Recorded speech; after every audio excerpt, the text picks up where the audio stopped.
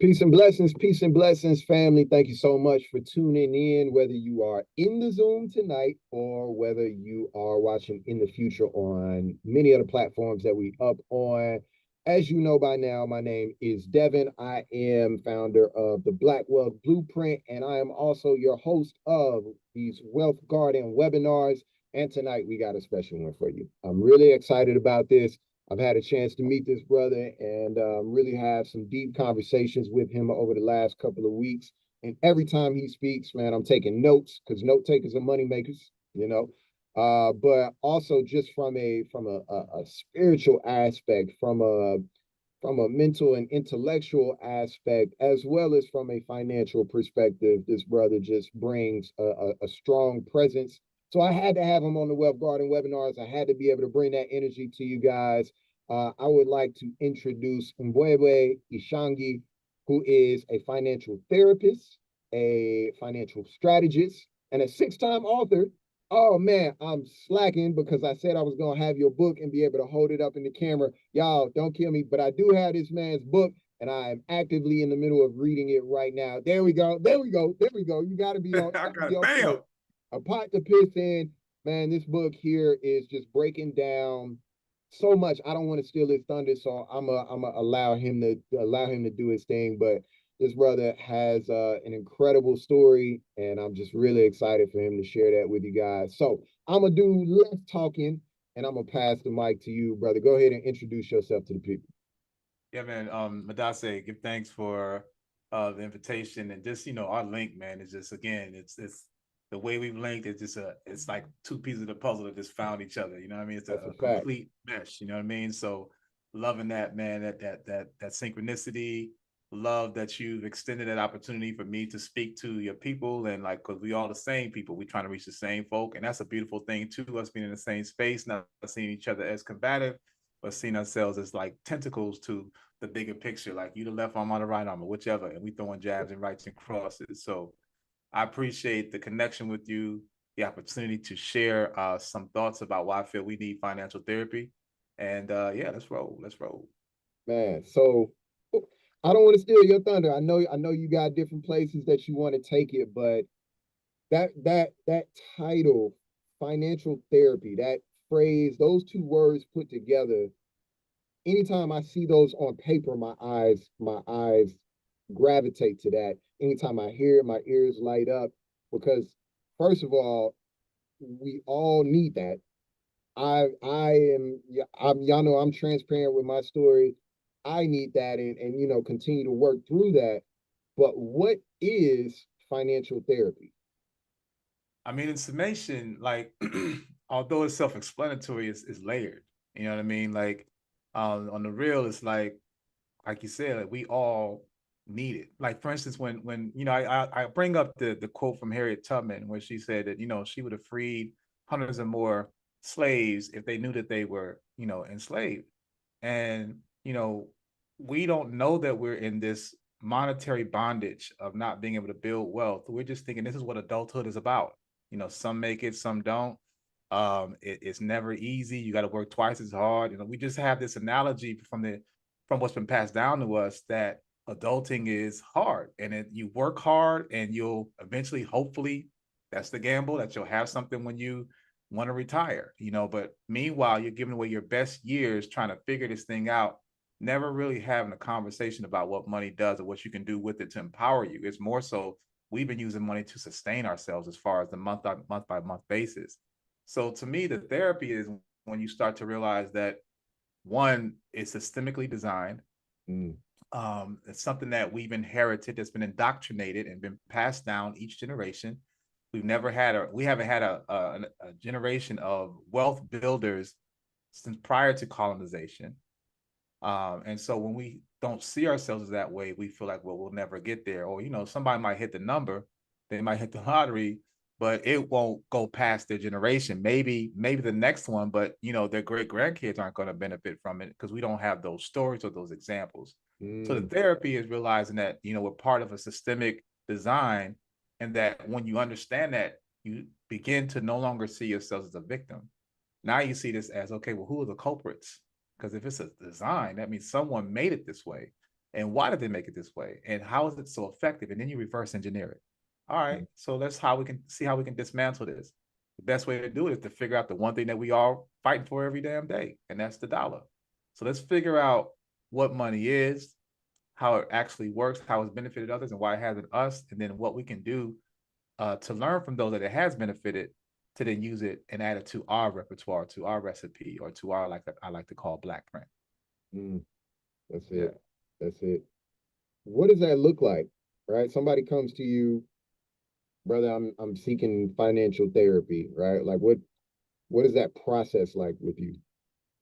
I would say for me, the steps I take them through is, being a history student of history, lifelong student history, is that when you look at when you remove the individual from it, and again, when you see it as, okay, this is again systemic, that is something that affects a lot of people, not just black folk, it affects everybody, right?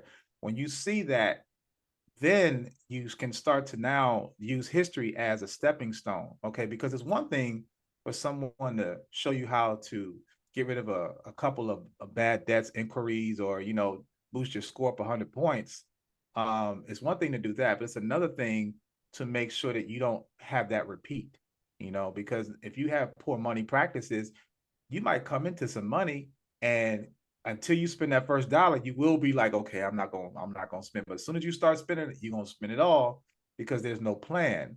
And so we have never really been taught even how to manage money as far as budgets. Uh, you know, we haven't even been taught how to buy a house, yo. Mm. We haven't been taught how to buy a car. We haven't been taught these things. We just are told, put your nickels together, keep saving them, and then when you get it, you buy what you can, despite the interest, despite the non promise that you'd be able to pay something off over a period of time, like a house. When you have a mortgage, you got 15 to 30 years. You're promising the bank you'll pay them off in that period of time over that duration. And your job doesn't give you guarantee that you'll be here 15 or 30 years. So these are things that, again, we just been doing because everybody else does it. Well, because everybody else does it, we think that that's the way it rolls. And that's not how it doesn't have to be that way. There are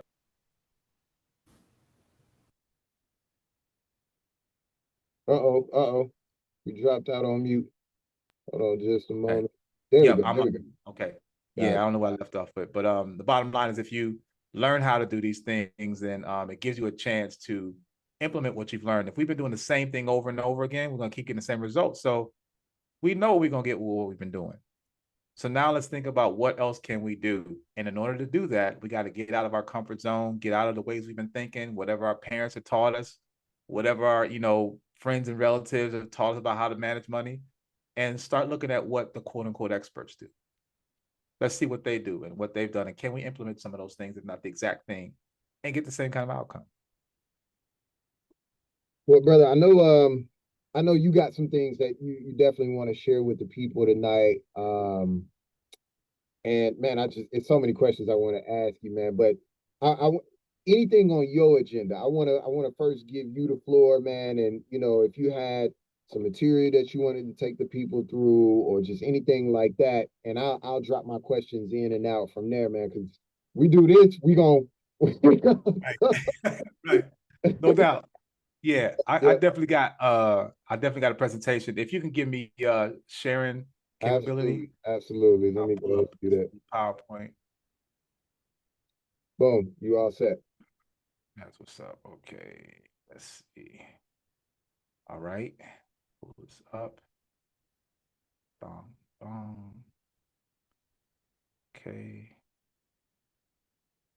just want to make sure. Okay, all right. Let me just come out again because it wouldn't let me click the thing for the optimize for video clip. Okay, whatever. It won't let me do it. That's okay. Wait a minute. Stop share. Come on, one more time. Boom. All right, here we go. So you can see my screen okay? I can see it. All right. So yeah, oh man, so it won't let me do the large. So it won't let me do the large. I'm gonna have to, it won't let me do the enlarge. I'm gonna have to bring it out. Unfortunately, don't be bugging out sometimes, man. But it is what it is. So let me just open this up as big as I can. Okay. All right. So yeah, what I put together here is a comprehensive overlook of our need for finances, and then also get into the anecdotes of how we've gotten in this mindset, because it has been, again, some folks that got together and said, hey, we want to create this indoctrinated mindset because we want everybody to think the same. In order for us to do that, we got to put a system into place. And then what system do they have in place to emphasize it is in our schools. That's where a lot of us have learned a lot of the way we think is from the public school system and from TV, television. So anyway, I feel like we do definitely need a need for financial therapy. So this is what this is going to be talking about. I do have this piece here. If anyone is on here, you can take a moment to do this QR code. This basically allows me to stay in communication with you with all that we're doing. So feel free to take a screenshot or use your phone to take it right now. And I will proceed to the next slide. And I'll open it up with basically 3 rhetorical questions. The first question is, what would you do if you showed up to work on a Monday and found out you were being let go? The first thing you think about, in most cases, people are going to be thinking about their cash flow right now. Oh, shoot, I'm going to pay for rent, a mortgage. I got all these bills. I got to, how can I pay, get food, all that kind of stuff. All that things are going to go start running through your mind. And then that next question is a 2-parter is, do you live paycheck to paycheck? And if so, what is your plan to earn more? Because a lot of us have maybe some side hustles and, this may be working, that may not be working. So we're trying to figure out something, but when it all comes down to it, the second part of 2B is this allowing you to have at least 6 months savings, which most Americans do not have more than $400 saved, right? So then the third question is I think at some point along the line, if you work for someone, you might have said this, or you've heard other people say this, man, they working me over overtime and paying me very little, very little reward. I don't get bonuses. I don't get, raises and whatnot. I'm doing a job with 2 and 3 people now. They let somebody go. I'm doing their job, etc. But then in the end, we'll say, but I can't complain because at least I have a job. We feel like as of all the complaints we have, we are still happy that we're on this plantation because this is what's allowing us to sustain ourselves, even though it may not pay enough and we're getting overworked. We're still in that position of gratitude, right? So that makes me then ask you to refer back to question 1. Because what if, because it will happen, that if you show up on a Monday or if you're going home on a Friday, I mean, I've been fired from a job on Christmas Eve before, you know what I mean? So they have, they say the professional courtesy, right? You got to give them 2 weeks notice and they can let you go the minute of, and they won't even let you retrieve your things if they don't want to, you know what I mean? So the reality is that this is a cycle that we're somewhere, most of us are in these 1, 2, or 3, you know what I mean? And I tell you this because if you are at 3, you got to break that cycle. You got to, if you're complaining, that is your spirit telling you this is not worth my time because they don't value me. So how can you break out of this cycle? That's the goal, is to get out of it. So it comes to this quote that I learned that shortly after I was fired from my job in 2017. It says, if you don't design your own plan, chances are you'll fall into someone else's plan. And guess what they have planned for you? Not much. And this is what we're seeing happening in the real world, is that, no one's going to really give you a lending hand. And, once they're done with you, they'll let you go. There's no promises, be it from your job or even from the market. You put money in the market and you think it's going to be there. When there's a crash, so is your money gone. There's not going to get replenished. So that plan, as we think that's there for us, that we're told, isn't guaranteed. So we need to think about, well, what happens if it's not there? And it makes you think about how this ain't what life's supposed to be about. And this is why I emphasized this last week, is that the human species is the only living being that has to pay rent to live on this planet. So we've been occupied with having to use currency to have permission to exist on this planet. Think about that. Like, you get dogged. Remember Martin Lawrence's show, Martin? And they would dog Tommy. You ain't got no job. Like, you're not a person. You're not a man if you don't have a job. So you got to be working for somebody. And the point is that you have to, instead of living life, you need to have a job that enables you to pay to live here. And that to me is oxymoronic with your life, because when you're born not to work. You weren't born to be a worker. You were born to live a purpose. And that purpose gets diluted and even lost because the dollar sign is in front of it. And now, these are more important. We have to make sure that we're working. So that's the saying that unfortunately, common has been removed from cents, and it's replaced with cents, like dollars. Like we don't even think that this is wrong. In our hearts, we know it's not right, but we're still figuring out, well, this is, I guess, what it is. This is what adulthood is. This is what my parents did. This is what my grandparents did. So I guess this is how life's supposed to be. And it doesn't have to be. So with that said, this is what's developed that sheep mentality. And we know what a sheep is. Sheeple is, sheeps basically are, they follow the ass in front of them. If you think about it, you see a herd of sheep, all of them are following the herd. So if it turns left, everybody's turning left. If it turns right, it turns right. If it goes over a cliff, guess what? Everybody's falling over the cliff. So that is something that we also have, is that we are afraid to break away and do our own thing. And when we see a bunch of people doing one thing, like when COVID happened and everybody was buying toilet paper instead of buying water. I mean, you can't eat toilet paper, right? And in order to have to use the toilet paper, you got to have some in your body to wipe, right? But nevertheless, people are too busy trying to buy all this toilet paper, and they got FOMO, fear of missing out. So instead of buying water and canned goods, everybody's trying to buy some damn toilet paper and fighting over it because of the mentality of, we don't want to miss out on what everybody else is doing, and we're afraid to do our own thing. So with financial therapy, I think that we need to apply that also to our lives, especially financially, is that we need to check, like in your car, that engine goes off after a while, that light comes off, and we keep ignoring it, even though it's telling you, yo, something's wrong with your rotary, or something's going on, and you better check out what's going to collapse and this car's not going to work anymore. Our mental engine has been going off for decades, and we have ignored it because we simply didn't know how to address it.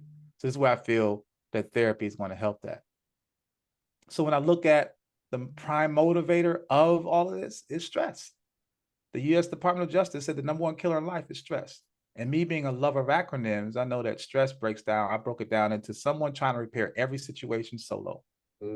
Because we have been indoctrinated with, you know what, be a man or be a woman and figure it out because everybody else did. Or we're afraid to ask someone because it's a sign of weakness.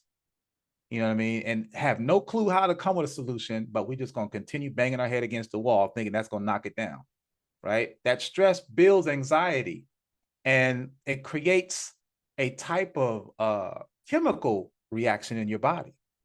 The fight or flight is something that is innate in us as creatures, as human beings. And when we lived where it was uncivilized and we had to worry about animals like lions and what is it? They say lions, tigers, and bears on Mars, whatever that was. Out in civilization, and the pioneers of creating our civilization, they had to look over the shoulder because it could be a jaguar coming to eat you up, right? So they were always in a position to either fight or flight. Well, we still have that instinctively, but we don't have to worry about lions walking down the street and mauling us, right, or bears. But that anxiety, that stress is still there. And when you don't use it properly, it's called adrenaline. Adrenaline becomes a toxin. So if you're constantly on alert and constantly ready to fight, but you never do, you're building up that adrenaline in your body. It doesn't get used or get it because it's made to be used. If you don't use it, it internalizes and becomes a toxin. So now we're poisoning our body because there's excess energy that we're ready to use to protect ourselves, and it's not used, so it stays and it starts to ferment. So let's look at the numbers. In particular, I use the acronym POADIS, it stands for People of African Descent in the United States, that people ages 40 plus, hypertension, high blood pressure, 64% of Black people over 40 have hypertension, okay? Obesity, 62%, high cholesterol, 39%, diabetes, 23%. So why am I bringing up this health issue when we're supposed to be talking about money? Well, when you got stressed out about money problems, you like, man, oh man, I need a drink, or I need to blaze, or I got the munchies, I got to have some sweets or whatever. These are the very things that we're going to as to comfort us is actually killing us. And we're still not dealing with the actual issue, which is the culprit, money. So because we're not dealing with money, that problem's going to still be there. So tomorrow we're going to feel the same kind of way. And guess what? We're going to do the same thing. We're going to smoke that blunt or hookah or whatever it is we're going to do to our body to hurt our bodies. And then we wonder why so many of us are out of shape and how many of us are losing a zest for life in our 30s before we've even lived yet. You know what I mean? So our health isn't linked to our finances when it should be. Right? So when I look at this, I take these commonalities. So I made a chart here just showing you like these are the things that are adding to stress in our lives mentally. You know, our diet, what we eat adds to stress, or what you shouldn't be eating. Less physical activity because we're sitting in those cubicles, you know, 8, 9, 10 hours a day. Anxiety because we're wondering what's going to happen if it's not at your job, it's what's on the news. Racism, world events, you know, again, fear of missing out, the whole concept of adulting that, you know, you're just supposed to deal with it. And then our relationships also can become stressful.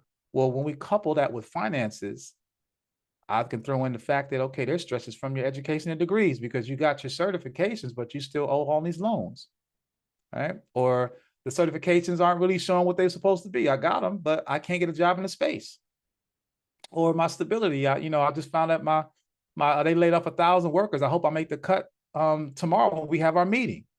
You know, or your mortgage again. All the while, this is going to affect my mortgage because if I lose my job, I've been paying this house off for 10 or 15 years. I still got 15 more to go. Your living expenses, you know, investments risks, you know, you put your money somewhere, it ain't what it's supposed to be, it's not turning out what it to be, and inflation, the price of milk and butter and all that stuff is going up. But who do we ask to deal with this stress? Think about that. On the average person listening and watching this, do you talk to anyone about this? Most likely no. You keep it to yourself. You may talk to your significant other, but that's about as far as it goes. And your significant other is going through the same thing. So there's no solution. It's just talking about the issue and it never gets resolved. It just ferments. But this is what, again, it's been designed as. This company called Massachusetts Mutual Life Insurance put this out in 2019. They said that African Americans fall short on executing life-changing measures such as accumulating wealth, being better prepared for retirement, and building up savings. So they know that we are the poorest of investing in our future. And we're also the minority numerically as in regards to, 13% of the population. And so therefore it's affecting the jobs we have, the rate that we get, et cetera. And we, living in situations where things are a little bit harder. But the point is that they also know that, they can make a lot of money from us. Everyone knows that. Everyone knows that they can pull money from the Black community because there's not enough Black businesses where we give our monies to, so we give to everyone else. So they know that there's a cash flow, there's gold over there in our communities. So that's why they market it as such. But my point here is that we have been taught that stress is part of a normality of being an adult. And I'm here to debunk that myth. It should not be equated as the same. And it starts with what you have in your mind. It's one thing that I learned a few years ago, that your cells in your body is listening to you. So when you meet your homeboy and like, yo, what up, kid? How you doing? You like, yo, I'm good. When you know you're not, your body knows it's lying. Your cells can hear you. Your cells are eavesdropping on the thoughts that when you're in your own time and your own self, and you think about all these things you're facing and the anxiety, the fear, the anger that you have, your cells know because your cells are taking orders from your mindset. So if your mindset is an impoverished mindset or a helpless mindset or an angered, directionless mindset, your body's going to function the same way. So we need to be convincing ourselves that we are able to get out of our situations simply by doing the education, option number one, and then two, implementing what you learn, right? So stress should not be synonymous with adulthood.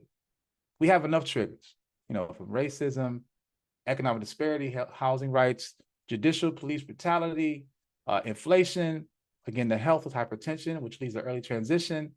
Our bodies become calcified with all these things we're dealing with every day, trying to just live, trying to just breathe. That's why you ask people, hey, how you doing today? Most people be like, they sigh first because they got to think about what they want to say.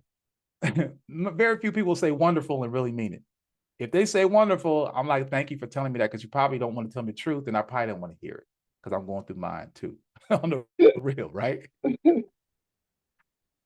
But this all, to me, I think the common denominator is if we could have better relationships with money, a lot of our responses would be a little bit lighter, if not altogether different, right? So the number one thought for us is money, for adults. And because money is taboo, at the same time, we don't want to speak about it. So we go throughout the life confused and clueless on how we can make it work for us. Instead, we're in the mindset of doing it for ourselves because we've been told you got to do it on your own, because I did.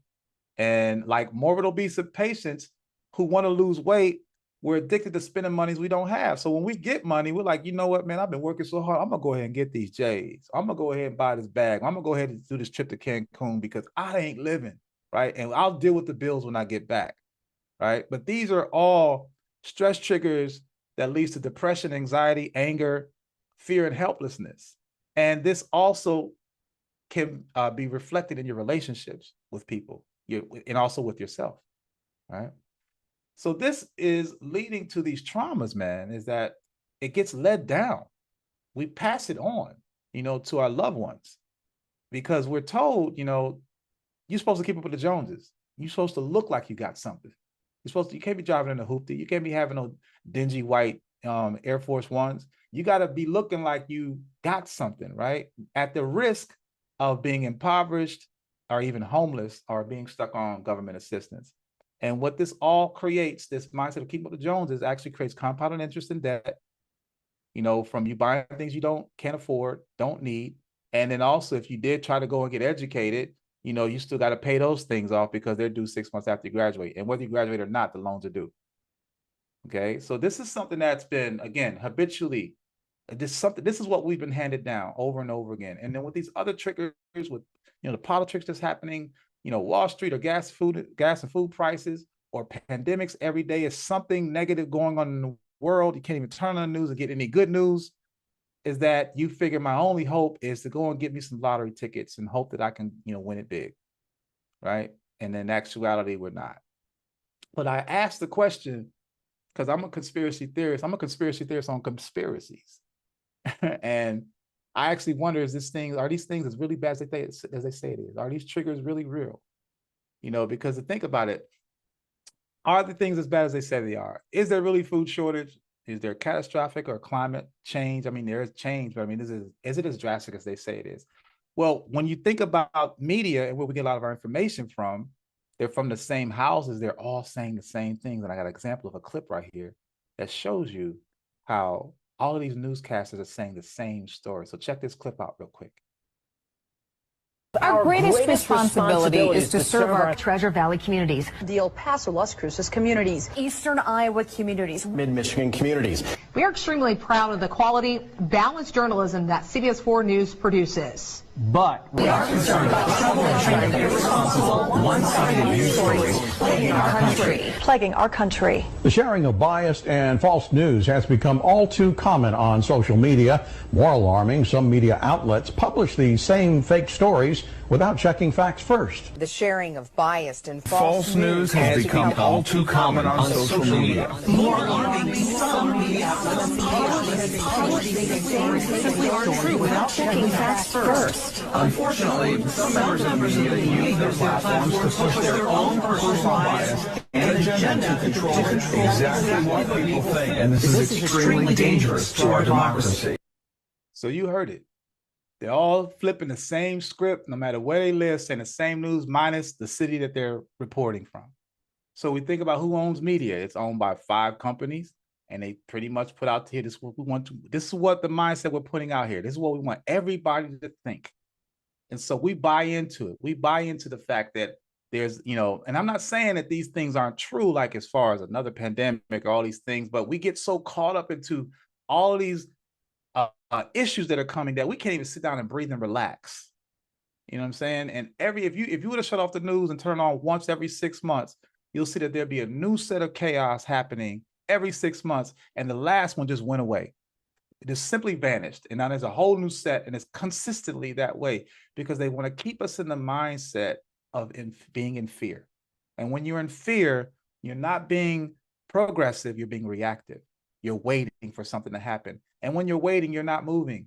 You're actually a deer looking in the headlights, waiting for something to happen and not getting anything done. So I'm not saying, again, that these things aren't happening, but we should understand that there is a system behind it. Another example of this is, if you ever read the book 1984, written by George Orwell. This book was put out in 1940. It talked about the ending of days, or this catastrophic thing that happened, right? And with that happening, when he pushed the book out, they said, listen, we can't put out a book about the ending is near in 1948. Let's make it 1984. Because if we say 1948 and it's 1948, everybody's going to panic. So if we post date it, almost 50 years or 40 years, then people are, because there's so much in the generation now, they're like, oh, my grandkids have to deal with that, so I ain't got to worry about that right now. So they calm down. They didn't even think about, well, let's plan to make sure in 1984 that we're ready. They're like, nah, I ain't got to deal with it. I passed the buck, right? And let the next generation deal with that. But the book was intentionally titled 1948. But they knew as a marketing plea, you couldn't tell people right now the sky is falling because it would be, much chaos and panic. So the thing is that it's a programming of getting you to not be progressive and at the same time sit there and wait for your next instructions on what to be afraid about. This is all building the stress and anxiety. And at the same time, those that are doing it are capitalizing off of this ignorance. Okay. So this is where we bring in your good old John Rockefeller. We think about his creation. We know of him as being a millionaire, but we don't know what he did to get those millions or billions. We don't know what he did. But most people don't do the research. But he's responsible for the creation of the healthcare system, the hospital administration. He's responsible for the educational system. He's responsible for co-partnering in the financial creation with the Federal Reserve.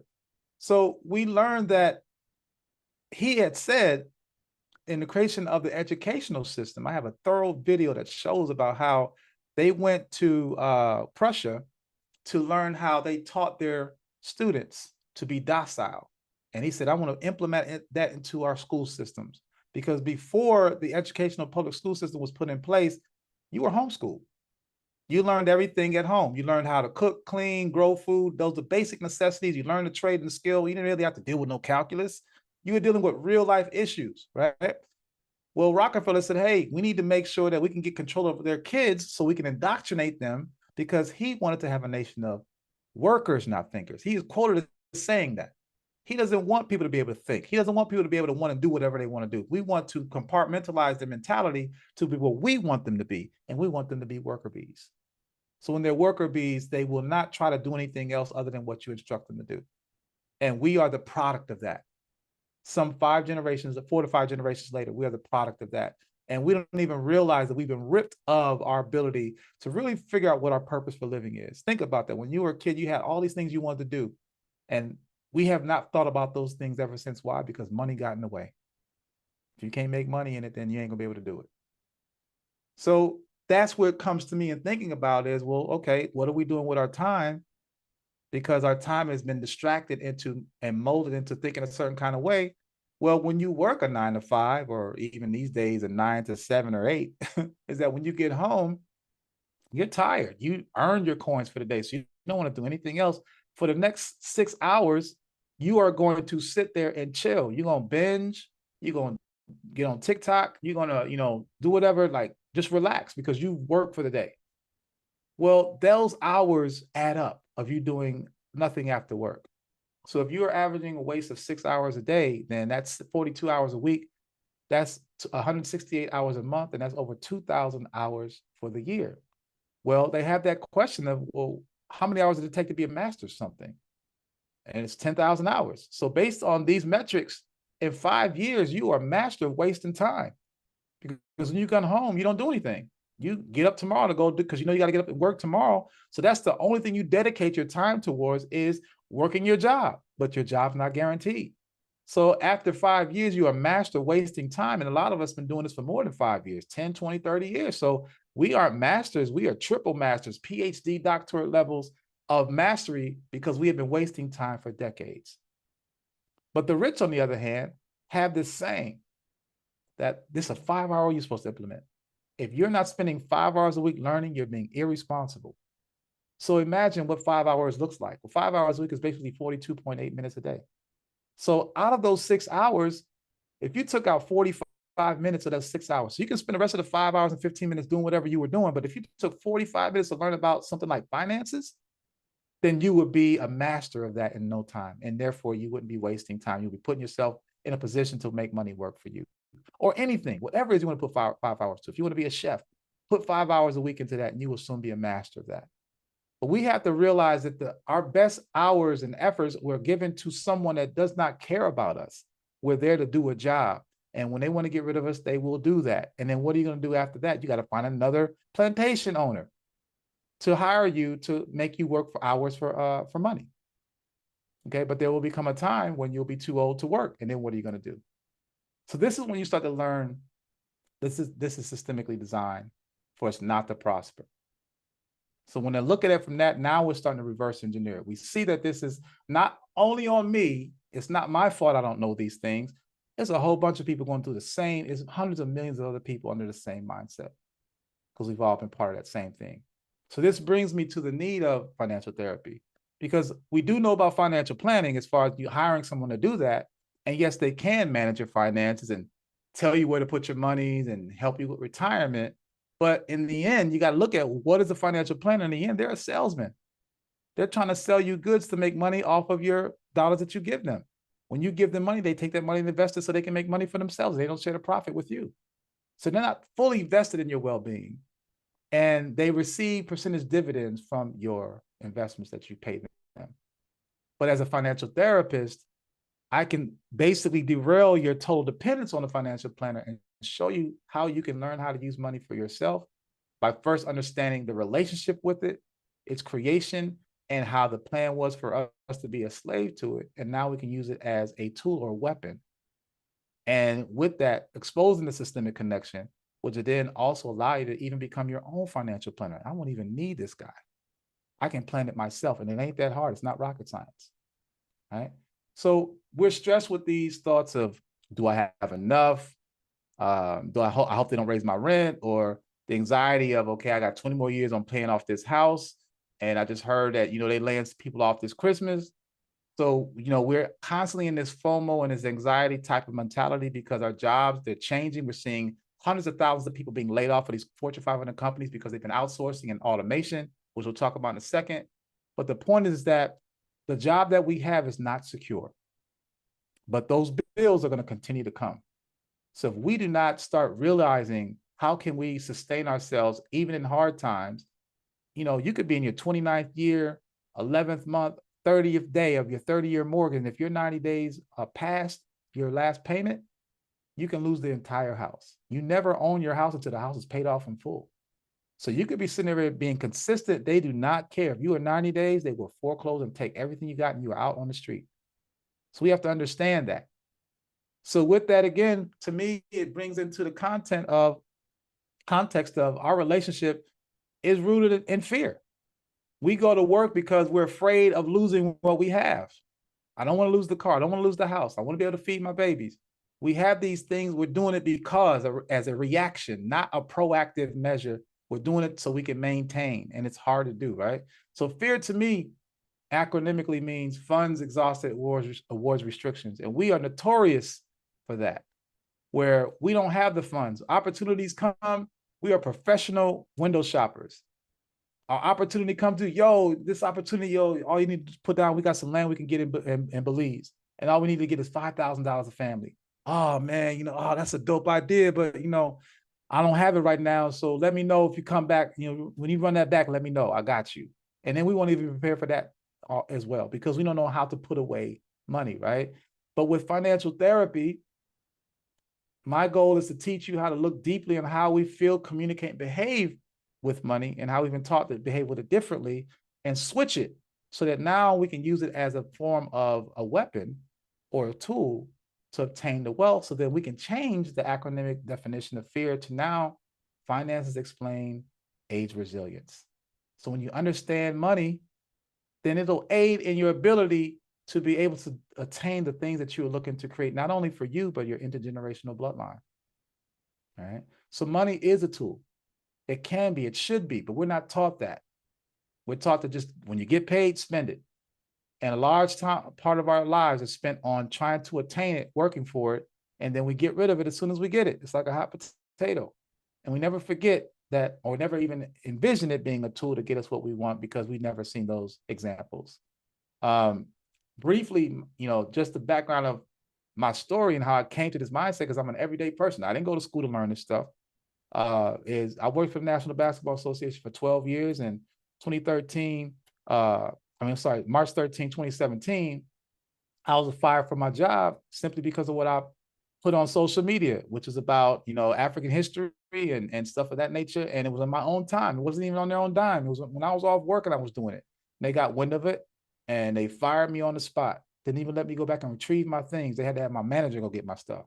So with that said, I had to realize, okay, the first thing I thought about was this question I asked you. What's the first thing you think about when you lose your job? My money flow.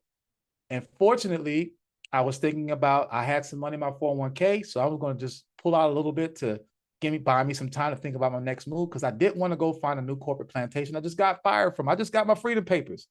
So why am I going to go and find another one that can let me go whenever they feel like it? So in doing so, meeting with my broker, who was I did have an account at Fidelity Insurance for my 401k, he started telling me information about 401ks and recessions and things, and how your money's not safe. And I said, just keep on talking, because he's messing up. I'm gonna take this information, I'm gonna bring it back to our people, because we don't know we don't have these conversations about wealth building. All right. So when he did that, I was able to then begin, it sparked the plug for the light for me wanting to do learn about finances. And what really did it for me was when it came time to pull out money out of my 401k, and I was filling out the application, and it said, put down your occupation. And I told him, yo, I just got fired. I don't want to put on my occupation that I'm unemployed. He said, yeah, let's not put unemployed on there.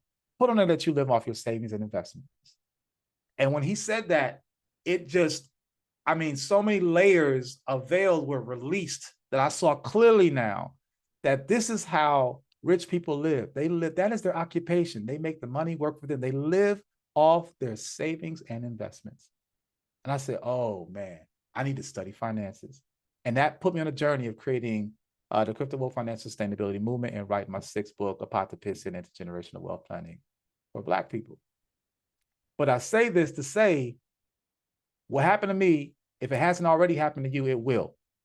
And the question is, are you prepared? We've heard that story about the ant and the grasshopper, and how, you know, for the entire summer, the ant is working to put away food for the winter because he knows winter's coming, and the grasshopper's trying to talk him out of it, just have him chill. Like, why are you working so hard? It's July. And the ant is like, yo, because winter's coming, and I know in winter there's no food, so I better put food away now so I'll be cool in the winter time. So the ant grasshopper's every day is trying to convince him to chill with him, and he didn't. Ant kept working.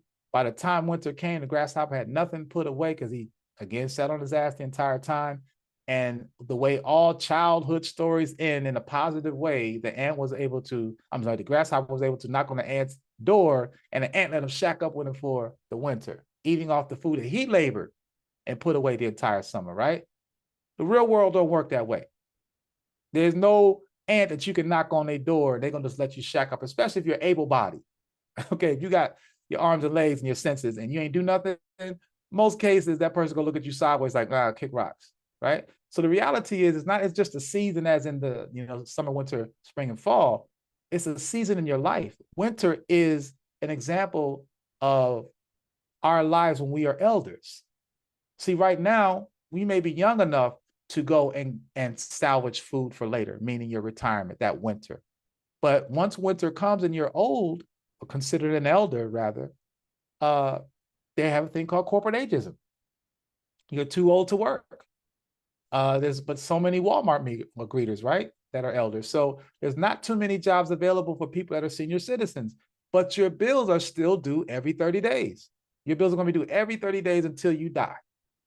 But we think the money we put away in our IRAs and our 401ks and stock market and all these investments, because we don't monitor them, we think they're going to be these amounts that we think they are, never factoring in inflation, because inflation eats away a lot of your profits.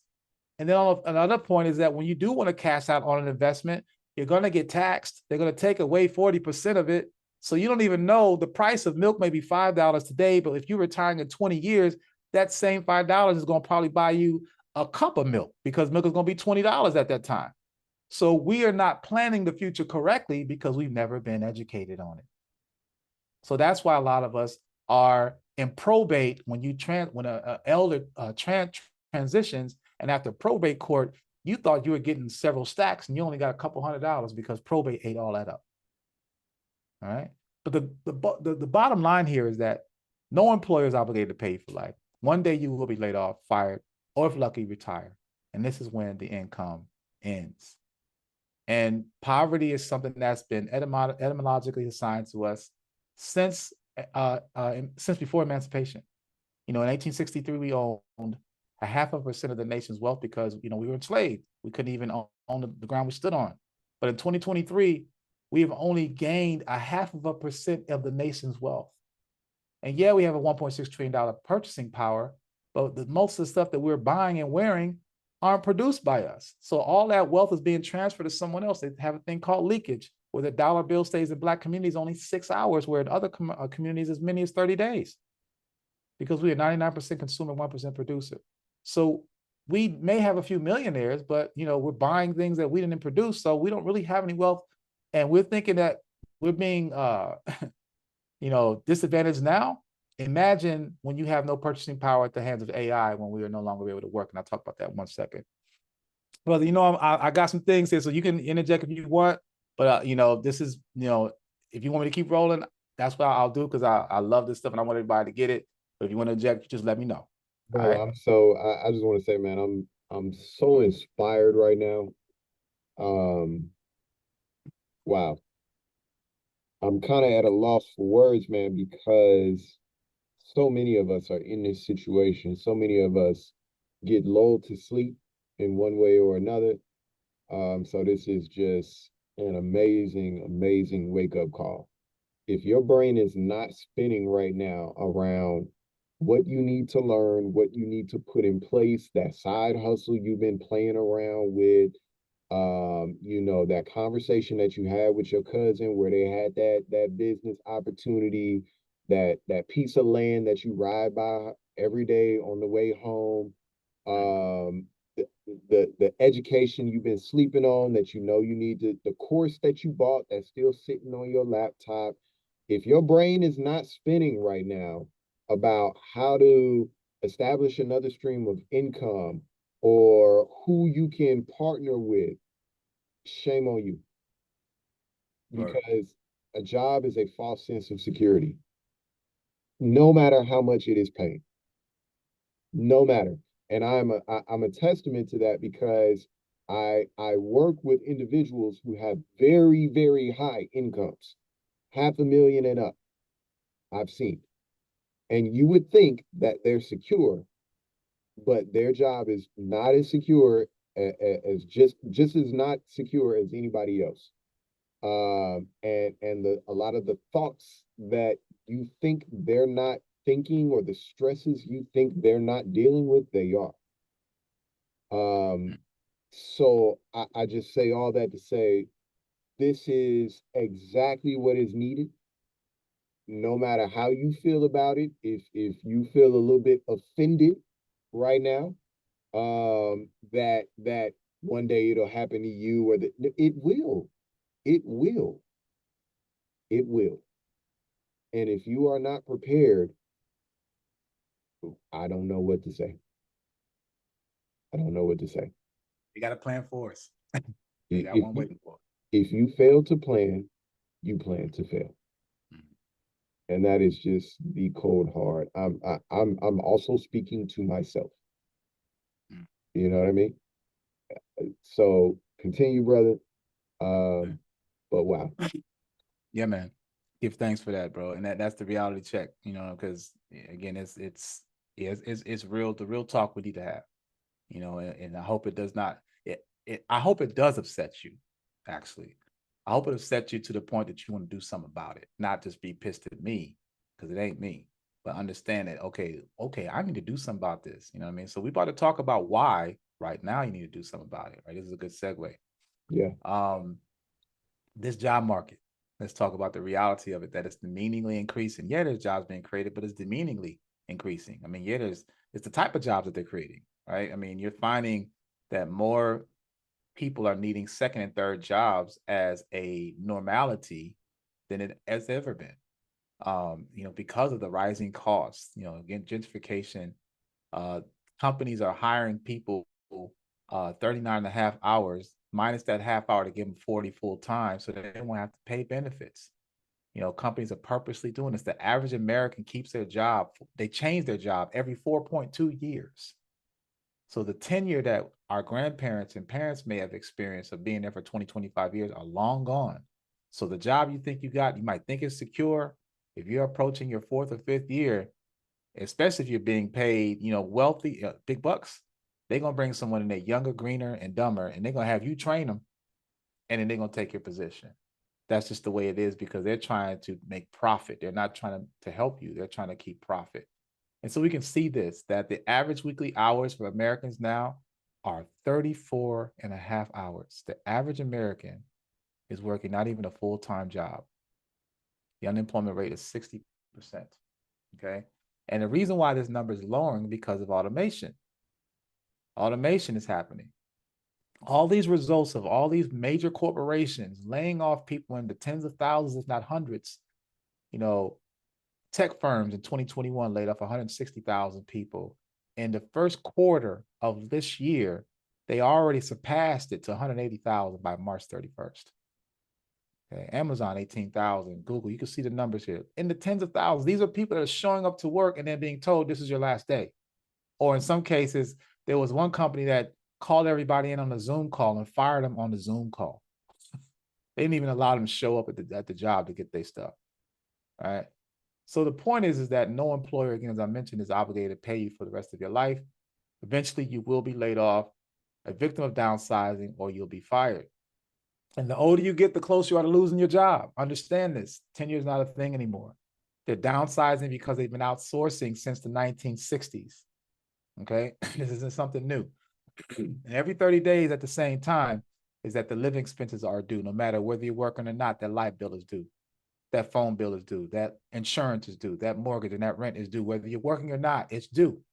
And if your source of paying it is your job, then you're in a dilemma if you don't have a job. So we're seeing this replacement happening before our eyes. And a lot of us look at this and marvel like, whoa, this is dope. It really isn't. It's hurting us. I'm from New York. So if you go into the Holland Tunnel, you used to be able to give someone $15 to enter New York City.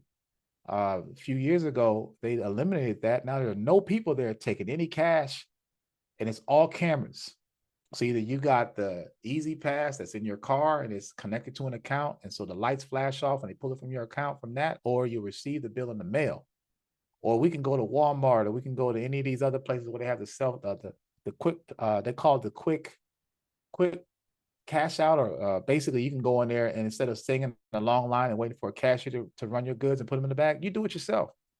And we think that that's a great idea when in actuality, it works in benefit of the employer, because guess what? Instead of me having to hire someone to sit at this cash register, scan your goods, deal with their attitudes, bathroom breaks, vacations, benefits, and days off, I can put the work on you, the consumer.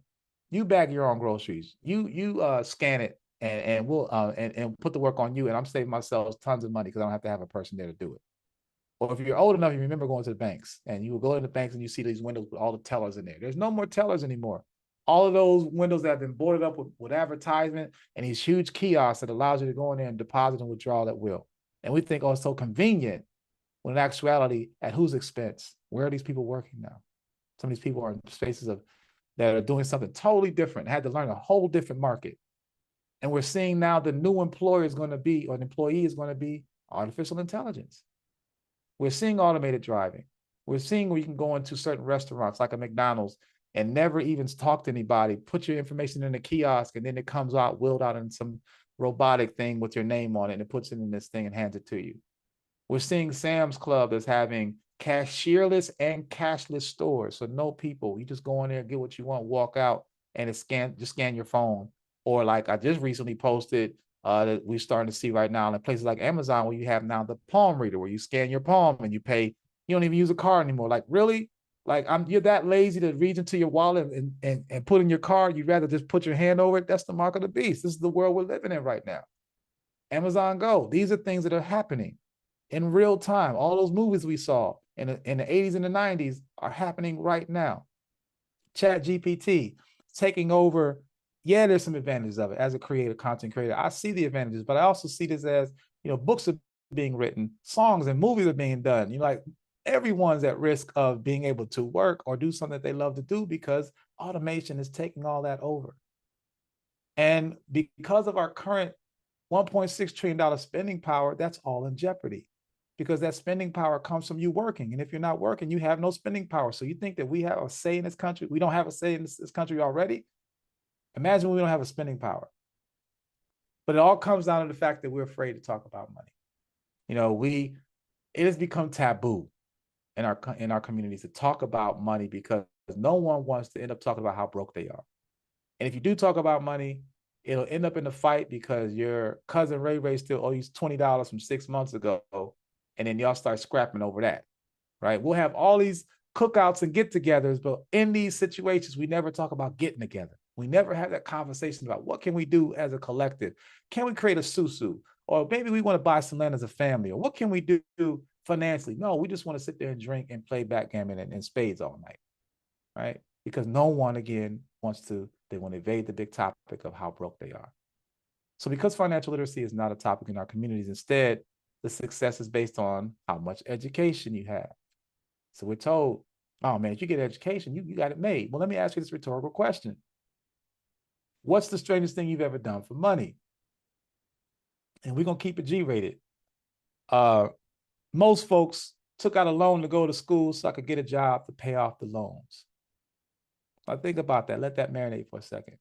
You go and get in debt so you can get a certification, so you'll be indebted to pay that certification.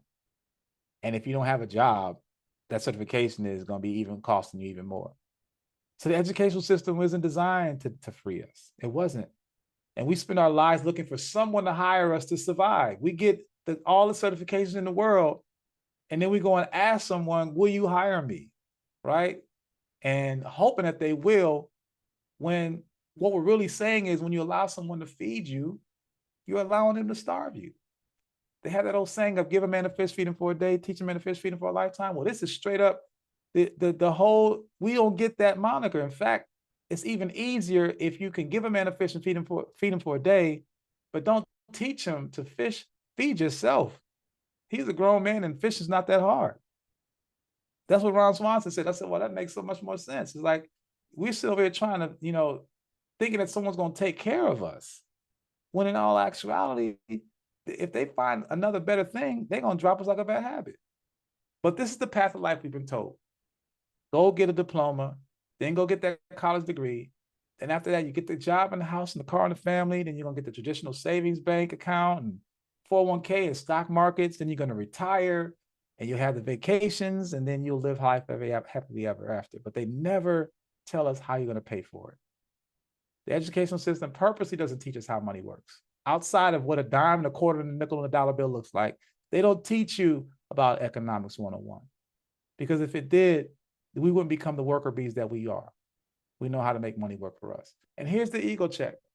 For some of us that are certified, that has your degrees or your masters, and you might get offended by what I'm saying because you feel like these next points may hit home, and they should. Certified people are the most programmed to be directed. We're the most likely to be asking for permission because we've been trained to be doing what we're told to do. We've been trained how to think. We've been trained how to execute. And we don't know how to learn on our own, and we don't learn from our own mistakes.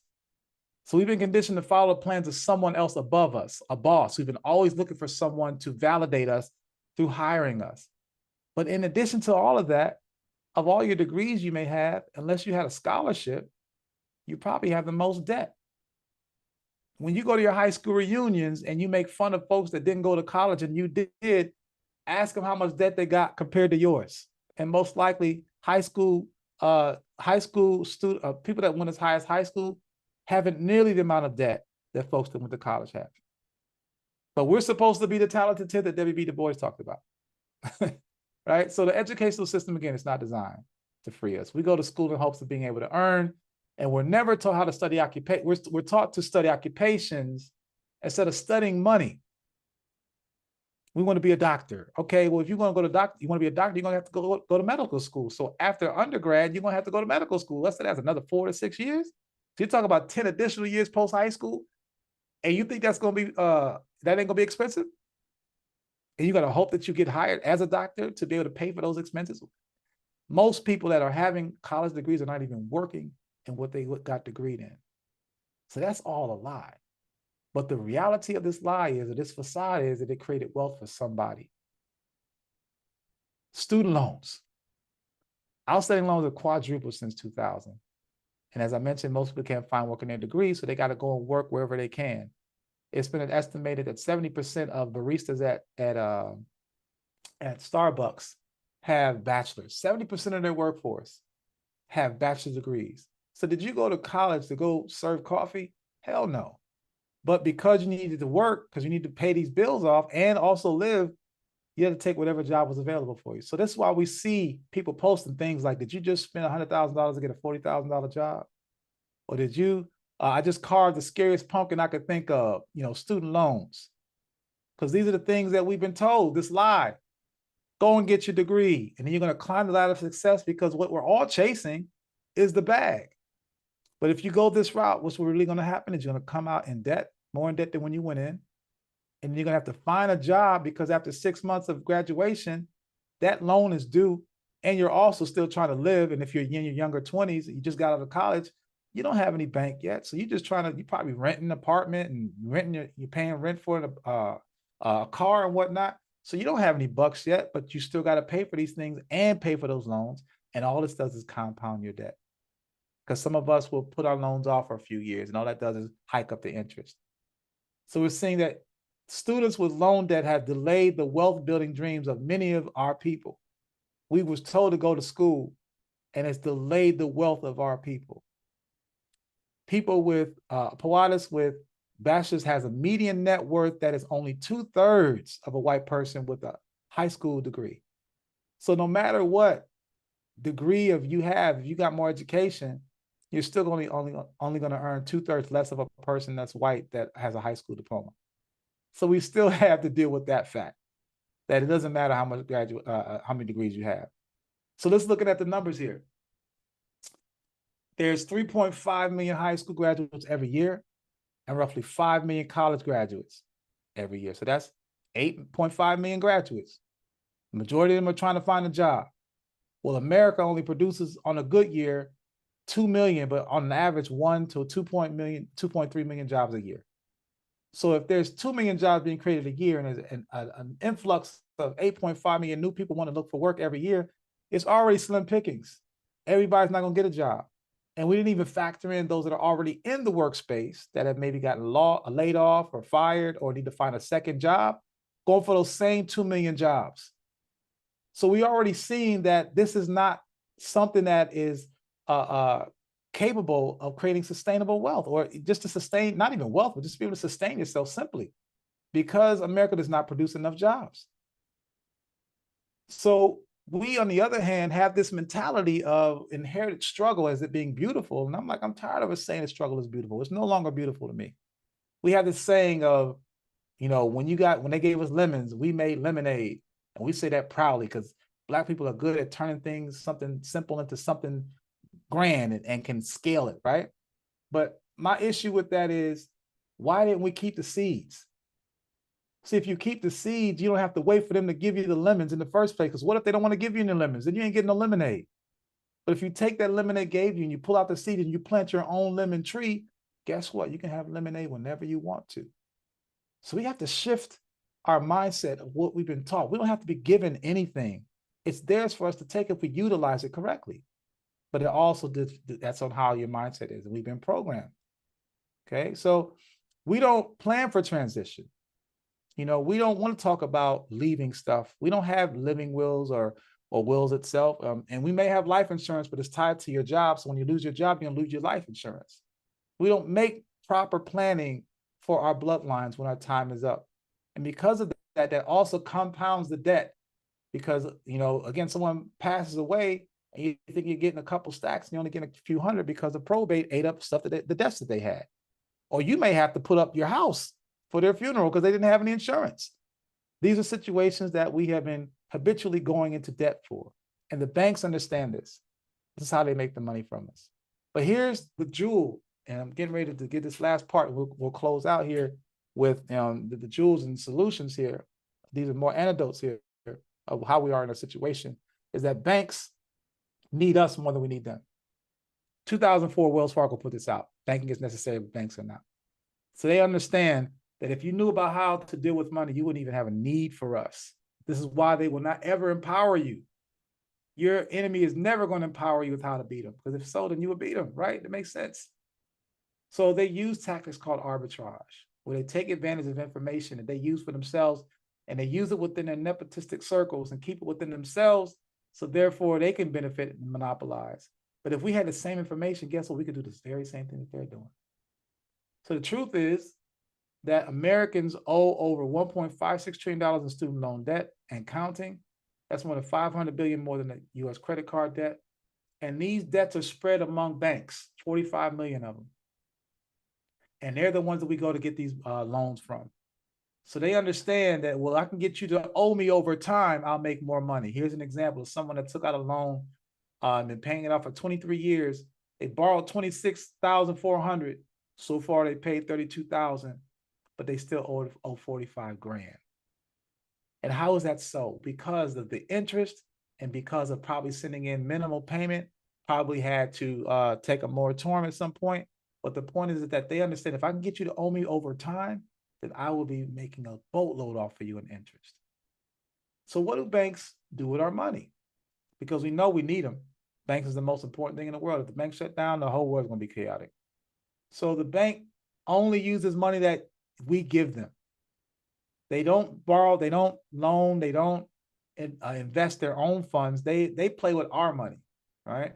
So they understand that they need you to give them their money and convince you to do so that they can continue making the money they make. So these are the things that I think about. When you watch TV, there are basically 5 major commercials you're going to see to indoctrinate you to do these things. The 5 major commercials are fast food commercials, pharmaceutical commercials, auto commercials, banking, and insurance. So we're seeing these major 5 cycle of commercials that we see all about banking. You know, where's your money at? Like all these commercials about fast food to spend money, or where do you save it? Put it in this bank, put it in that bank. We're all seeing these commercials that are seducing you through what's called agitation propaganda, when they agitate you by showing something to you all the time. Some of us have had this happen when we listen to a song on the radio and we hate this song, but we keep hearing it every hour on the hour, and eventually you start singing it because you've heard it so many times. So the commercials were in the same way. You keep seeing these commercials, eventually you're going to go to Capital One. You see these commercials, you're definitely going to go to Arby's, because you keep seeing these commercials, right? So the banks have convinced us to put our money with them, but if you were to talk to your elders, they'll tell you, no, we don't put our money in the bank. We put our money in the backyard, under a pillow, in the freezer, because we know the banks, we don't trust them. And there was bank runs in the 1930s before they created the FDIC. So what do banks do with our money? Well, up until 1999, it used to be where you would get paper checks and you would walk the check over to the bank, and the bank would have to wait for you to bring the money. Well, now, since 1999 rather, the money is deposited the night before, and we don't walk it over. It's called direct deposit. So the money is put into the bank accounts immediately, and then it's in your account, but the bank has access to these funds and not waiting for you to have to bring it in yourself. But this is where it gets tricky. The fractional reserve lending system. This is where they really make their money.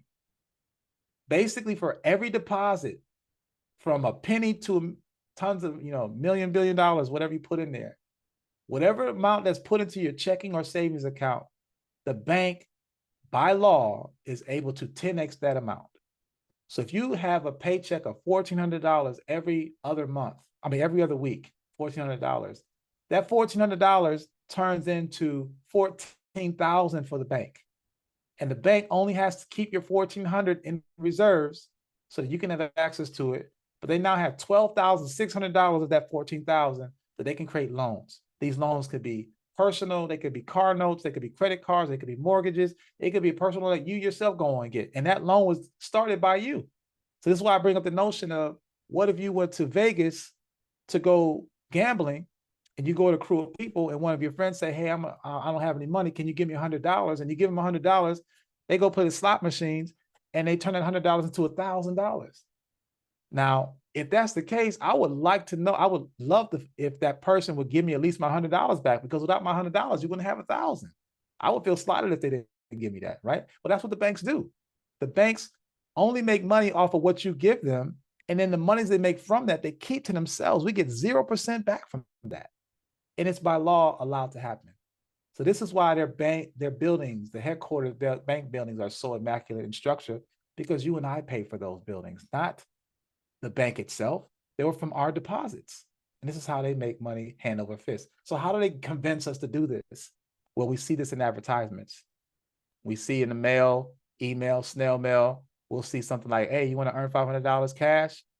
I'm like, yeah, I can use an extra $500. Well, what do I got to do? Well, let's read the fine print. The fine print says you got to give us $50,000 or more within 10 days. Well, that to me sounds like a stick up.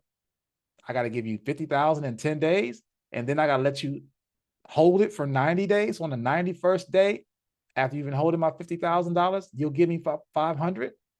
Now, knowing this, now I have to, having read it this way, because I didn't think about this until it was actually taught to me, is who would need $500 if you got 50,000, right? You don't need $500 if you got 50,000. But somebody's doing this because they're advertising. This is everywhere. It's in your email. It's in your snail mail. You're seeing this everywhere. So these are costs for them to pay for advertisement. Someone's doing it. And when that person gives them $50,000, that $50,000 turns into $500,000 for the bank, $500,000. And all they got to do is keep $50,000 on book for you to get access to. So that $50,000 you gave them allowed them to 10x that to $500,000. And now they use that $500,000 to create mortgage, car, and personal loans, all having interest payments affixed to the nature of the loans, 72 months for the car, 15 to 30 years for the house. And each of those interest payments is free money into the bank's pocket, and you get nothing from it, right? So who are they targeting? They're targeting people like you and me. You see this here. You want $300? Okay, just open up a checking account. You want another $200? Open up a savings account. Well, let's look at this fine print. Fine print says you got to give us $20,000 within 20 days. That's another stick up. You got to give me $20,000 in 20 days. And after the 90th day, I'll give you your measly $200. But by then, I've already made my money, because as soon as you give me the $20,000, it turns into $200,000.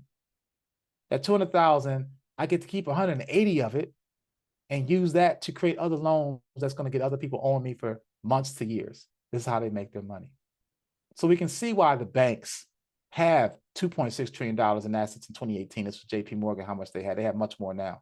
Bank of America, $2.3 trillion. Citigroup, Wells Fargo, in the trillions.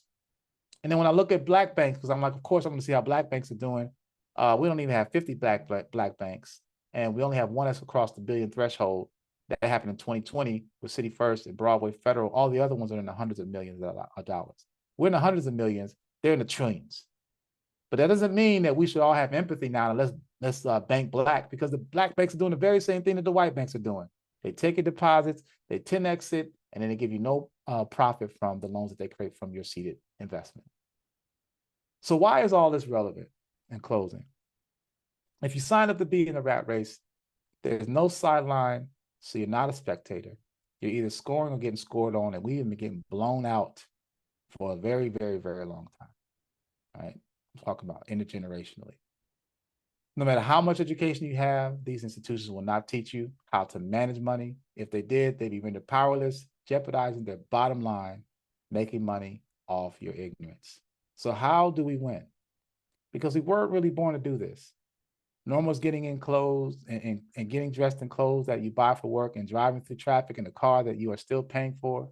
In order to get to the job, you need to pay for the clothes and the car and the house you leave vacant all day so you can afford to live in it.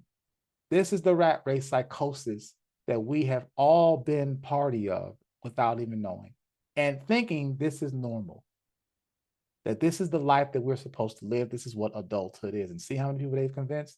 The masses. So this isn't just a black thing. This is for everybody. And the point is that as black people, what can we do to break ourselves from this umbilical cord of dependence and start to really live our lives in purpose? So it comes down to breaking a chain. And before you break a chain, you got to figure out how the chain was made.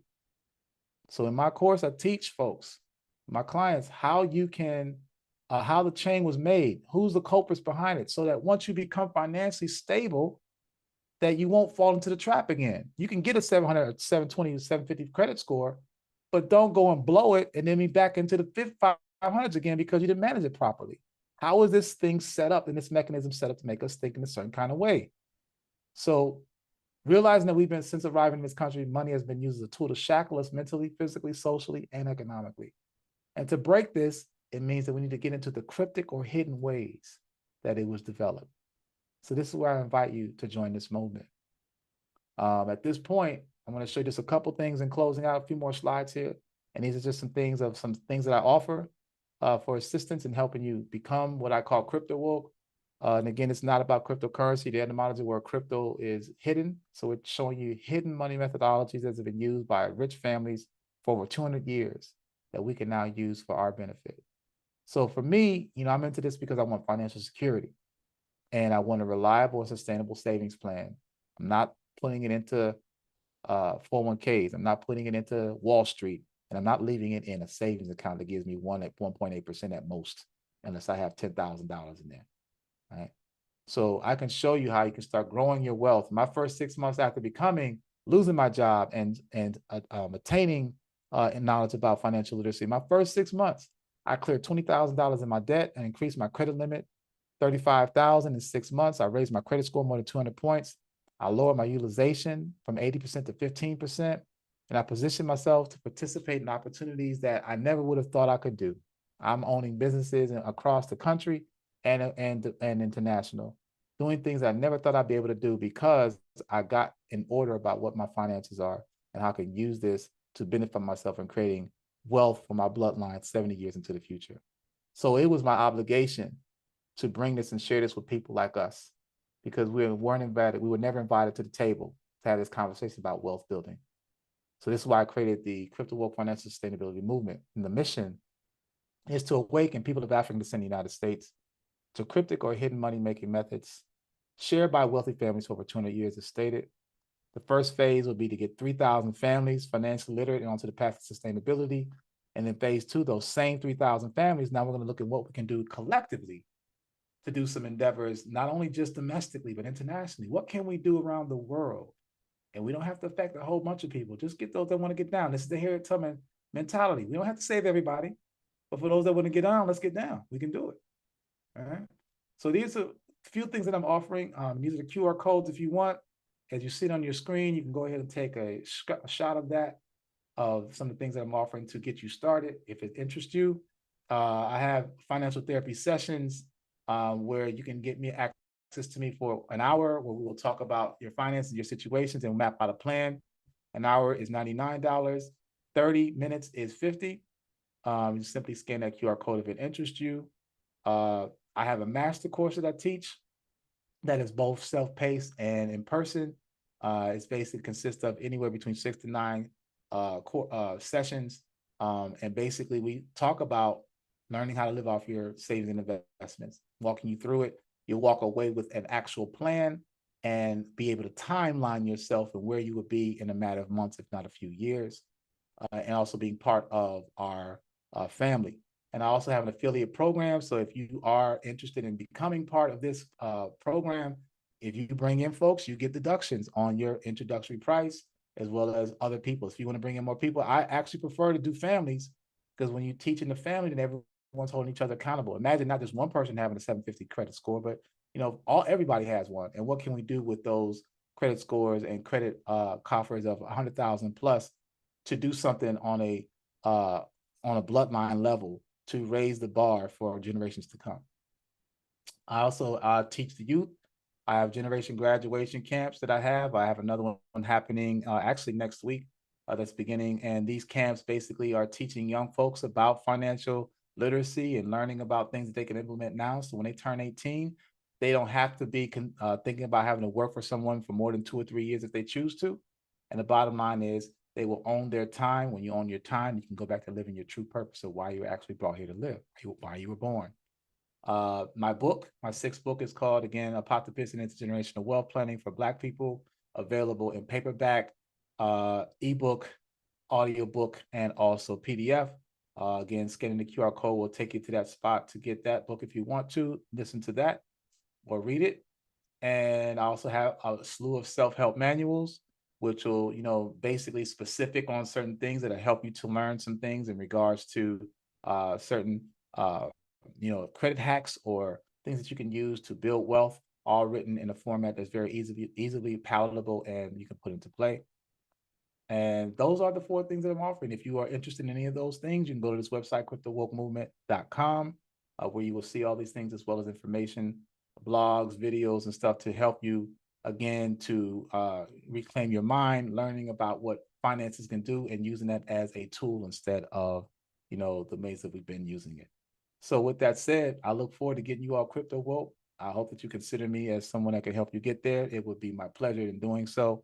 And I will now take questions or concerns or comments. This is actually another link that will link you to all of my social media tags and whatnot. And in the language of the Cameroon Falferde, I say Useko, giving thanks for your time, humble for the ears and listening, whether it be present or in the future. Madasepa. Bless.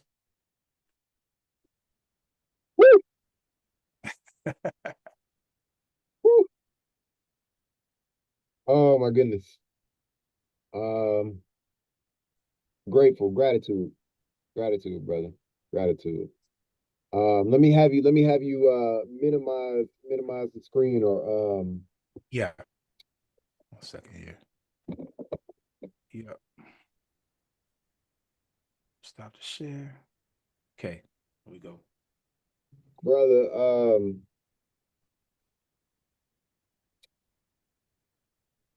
provocative is definitely a word that's coming up right now. Like, again, man, if you are not pushed, prodded, motivated, inspired to shift some things in your financial life, I don't know what is gonna do it. I really don't. You brought back the fractional reserve lending system for me. I knew about that, but in all the other stuff that got buried, and I got pissed off all over again. Right. Yeah. If that don't piss you off, like, I don't know what will. Like, cause that is a fact. Oh, put your money in. You got to leave it for 90 days. You got to leave it for 90 days so you can get this 200. Meanwhile, we finna 10x this, do about 3, 4, 5 different loans with it, and recoup a bunch of interest over the next 10, 15, 20 plus years. But here go this 200. But if you did it, it'd be money laundering, right? Right? Jeez. Can I say something, fellas? Yes, sir. Come on in, brother. Yeah, this is my name is Gerard. First of all, I want to just give a shout out to you and thank you for that presentation and that overview. That was that's what's up. There was a few things that stood out. The number one was that 5-hour rule. That's big.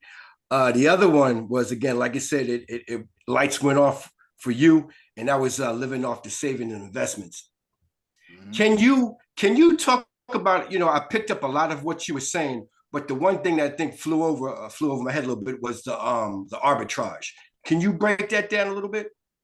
Yeah, arbitrage basically is it's a monopoly, right? So the banking system, as we talked about with the fractional lending system, they get a cut, right? But what they give us in return is nowhere near. So if you have, like, you get your annual APY, right? Annual percentage yield. Mm-hmm. And depending on a savings account, if you have $10,000 or more in the savings account and you keep that balance, you might get up to as much as 1.8 to 2%. 2% is really pushing it. It's really about 1 point. Right. But anything less than that, you're getting 0.05%, right? Mm-hmm. So talking about not even a full 2%, but they immediately are 10xing everything they get. So arbitrage is basically when a select group of people can take and create a rule that benefits themselves by taking advantages of everyone else. So are you talking about people in the banking system? The banking system itself. I mean, yes, it's made up of people, but the entire banking system, I mean, they actually practice arbitrage within themselves too. I don't know if you know about that. Like, smaller banks have to pay larger interest to the bigger banks. Right. So they're all screwing each other, but in the end, the citizen is the one that gets screwed the most. Because again, we're the ones, And that's the thing we don't realize is that when we give them their money, now you're obligated because you can't really get a job without direct deposit, right? They make sure that they enforce direct deposit so the bank doesn't have to wait for you to bring in your check. So now they have that money guaranteed as long as you're working. And so they know that every other Wednesday, the NBA pays its pays its salaries for all of their workers. So they know this money's coming in. But the arbitrage point is that they'll never conceal to you. And another example is this: there was a mayor out of Mount Vernon a couple years ago, brother, and he made a 6-figure deposit into Chase Manhattan Bank. And when he did that, as a city official, he also asked to look at the bank's ledger, and he ended up getting arrested. Oh my goodness! So they won't let us see their books because we don't know where they're putting these monies, where these investments are. And I have found out that a lot of their money they put the investments is. Well, wait a minute. How did he get invested for asking to look at the books? Yep. Wow. He got arrested. City official. Now they claim they didn't know who he was. Right. He identified who he was. They still arrested him. Oh, okay. Because they're like, we can't have people looking at our books because to think about it, it's none of when they take our money, we actually give away the authority to know what we're doing, what they're doing with our money because we give it to them. Right. You know what I'm saying? And a lot of us have the audacity to think that, if I put $100,000 in there, that's in that bank. No, it's gone. As soon as it gets in there, it's gone. They went and invested it somewhere else. That's why it'll take 2 or 3 days to pull out $100,000 or more because they don't have it there in the vault. So they've already taken these funds and put it to work for themselves. And then the trickle down is the smaller banks will have to borrow from the larger banks when they need more money and they'll pay a higher interest. But your larger banks are making money hand over fist because they not only get money from the consumer, you and I, but also from the smaller banks. Right, right. I'm gonna tell y'all a story. This is it's arbitrage. Go ahead, bro. This is back from my banking days when I was a banker at Chase. Hopefully statute of limitations is off. I remember, I honestly will never forget this. This guy came in and there was an issue with his account or something like that. And he sits down at my desk, and so he's telling me about the issue. Money is missing, whatever the case is. And so, it was an issue that was above my pay grade. So I get on the phone and I called whatever internal 1-800 number, for the bank. I didn't doggone said their name, what bank I was working at. And so this person gets on the phone from wherever the 1-800 number leads. And they're like, all right, I'm about to walk you through some clicks on the computer to resolve this issue. So they had me, hold down this button, do a couple clicks. Kid you not, man, my screen went black. And it flips over to like the old school computers with the green letters. Like it looked like the Matrix on my computer. I'm not kidding right now. And you have to input whatever and then hit enter and certain things pop up. I mean, it's straight Matrix style computer right now. And long story short, we get into his account through the dark side, if you will, right? We're in his account from the other side. And they had me type in the correct amount and then come out of that portal or wherever I was at, right? And we go back into his account on the correct side, on you know what I mean? We're not on the dark side anymore. And his account was correct. His account had the proper amount in it. And I said, oh, this is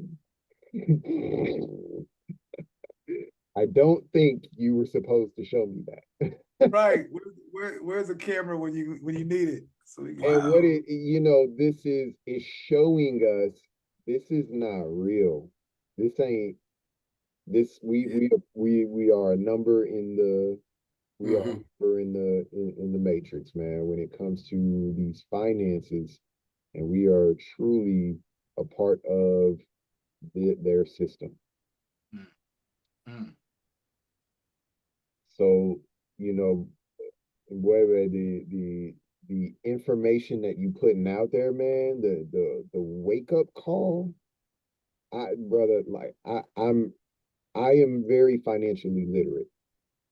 I'm very financially literate, but the angle that you're coming at it from in terms of waking up, in terms of don't use their game, use their rules, all of that, but let's do it in a way that serves us. You know what I mean? That's Right. Black Wealth Blueprint is all about, man. That's it, man. So I appreciate you bringing that, man. I'm learning from you. I'm in your book right now because I'm trying to get to the place of, okay, how you paying off debt with credit? What we doing here? Wait, what? You know what I mean? And how are you making that serve you? Like I'm putting pieces together in my head, but I want to see what are you saying about this? And like Gerard said, that 5 hour rule. You know, when we talked last week on the IG live, that hit me again, man. Like you gotta continue to educate yourself, man. And education in itself, Bell Hooks. Bell Hooks, a great author. She has a line in one of her books about how education is a form of therapy. You can educate yourself out of a certain loop that you've been on. You know what I mean? Mhm. And man, that's exactly what you're doing. That's exactly what you're bringing to the table, man. So I applaud you. I say thank you, brother. As I continue to dig through your book and put the pieces together, man, you know, we just gonna continue to build and more masterminds to come, brother. So thank you very much for bringing this information to the Black Wealth Blueprint. Gerard, thank you so much for being here as well, sir. Any questions from you? Anything you want to continue? Thank you. Yeah, well, I mean, let me say this. I'm not very financial literate, but I'm in my early 50s. I'm not old. I don't feel old, but I'm no young buck no more. So I'm at a point in my life where it's that, look, I feel that I have to get some things, some systems in place. I'm very well book read, but it's like I'm also reflecting. I've got all of this book knowledge, but it's like I got to look at, okay, what do I got to show for it? I don't have it in assets. So what I want to what I want to learn is about, and what I'm getting from this webinar is about. I mean, it has to be about leverage. If I can learn to do some things with some discretionary income, if I can learn how to 3x, 5x that income, that's where I feel I need to be. So, and I mean, and to me, it seems that it's about the leverage. So, I want to know, how I can get down, and what course do I need to get, because I'm ready for it. Word. Well, yeah, I would say too, and without say, bro, for your comments and tuning in as well. Yeah. Is the new flex for me is well, it should be. I would like it to be for a lot of us is to look at what we term retirement. When we think of retirement, because I'm 53, so I'm like, okay. So am I. I got but so many. All right, that's what's up. I got but so many summers left that I have youth and mentality to do something. Right. And when I think about, the future and how much time I have, I need to be making these moves now. I mean, I am kind of upset. I wish I knew this stuff when I was in my 30s and my 40s, but okay, at least I'm not in my 60s and I know. Right. But the flex for me is understanding that I'm replacing the word retirement with passive income. Right. Retirement, we've been conditioned as 65 plus, right? Well, what if you're 20 and you just starting out, you got 40 some odd years, you got to put and we've been there. You and I have already been there, and the different jobs and the ups and downs, and again at this point, really having very little to show for because we did what they told us to do. Right. Thinking that we were going to get this outcome, and they've gotten this. That's the thing. Like because money is taboo. I wish I would have known to ask my elders when I was a first young man. Okay, you're in your 40s and 50s. How much money do you have put away for retirement? And if they were open enough and honest enough with me, they'd be like, don't do this. But they didn't know any better, you know, and who wants to share that, right? But now that someone asks me in their 20s, I would definitely tell them, you got to think about implementing passive income, because passive income is money that is being made without you doing anything. So getting into the mindset of that is where everything is in my heart right now, is where do I find different ways to create funds that are coming to me residually. It may take an investment up front.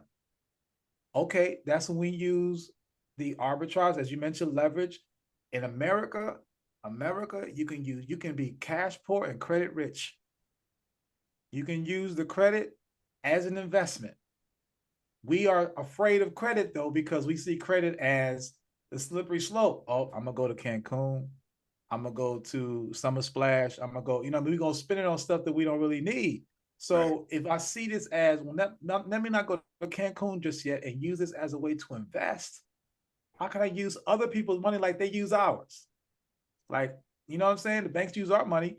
Well, let's use the credit card money to invest in an opportunity that then creates a passive income opportunity that comes perpetually, that I can actually now officially retire. You know what I mean? So the mentality is changing that mindset. So in the courses that I created, my master course covers all of that. It walks you through step by step of the different and the new things that I'm learning. I mean, because I'm still doing I'm actually doing more than 5 hours a week. I'm doing more like 50 hours a week, 60 hours a week, because it's that important to me. It's become part of my life.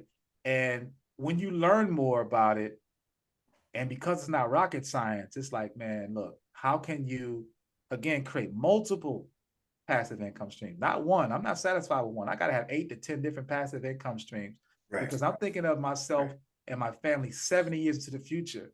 Right. Like we used to before. Legacy. Yeah, exactly. So with technology and this new boom of happening with AI, there's more opportunities that we're not privy to. So again, it's shifting your mindset of thinking of, I got to work for somebody. No, where can I put my money to work for me? And that's been a major shift in my mentality. Understanding that, you know what, I can actually stop clocking in and actually, I could turn on the app and see, okay, I made a profit today. Okay, and I'm good. Like I want to scratch my ass and be making money. Right. And that's where I'm at, is that I'm at the point in my life where I want to be able to set up some systems, create multiple streams of income. Because again, like I said, I'm 53. I won't be able to grunt and hit them streets like I did when I was 33 or 23. So I want to start it now to where I could say 5 years from now, look, I did A, B, C, D, and E, and this is what I can show for it. So I'm definitely looking to jump onto your site and signing up. Brother, we're in the age of information. Let me ask you a question. What can you teach? What do other people look at you as an expert as right now?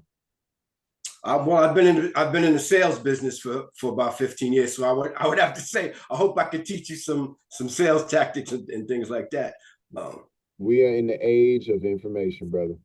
We are in the age of information. But we're in the age of information, and it's like there's a lot of misinformation, disinformation, and you getting bombarded by information.